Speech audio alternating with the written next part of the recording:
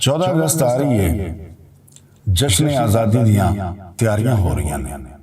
पर पंजाब नाल 47 ਦੇ ਵਿੱਚ जो कुछ होया ਉਹ बड़ा भयानक है, वो बड़ा दुखांत वाला है। इस वास्ते कि किसी का कोई नुकसान नहीं होया, पंजाब वंडिया गया, पंजाब दे टोटे कीते गए। इस हवाले नाल एक नज़म तुहाडे सारियां लई कि असी जमदे होके फेरू, असी जमदे होके फेरू, असी नज़लों कमी लोग, असी हसदे हसदे रोवीए, साडे मुल्कों वखरे रोग, असी हथी हीरा टोर के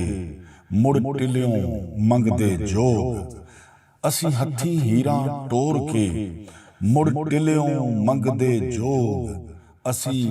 हंस निमाणे देश दे साडी कावां चुग लई जोग, असी हंस निमाणे देश दे साडी कावां चुग लई जोग, असी आप कपावां गड्डीए, असी फेर भी नंग पुड़ंगे, असी आप कपावां गड्डीए, असी फेर भी नंग पुड़ंगे, साडे हथ ना मेहंदी लगी, असी अपने लहू विच रंगे, साडे हथ ना मेहंदी लगी, असी अपने लहू विच रंगे, साडा गड्डिया लोकी खामदे, असी इंज दे भुखे नंगे, साडा गड्डिया लोकी खामदे,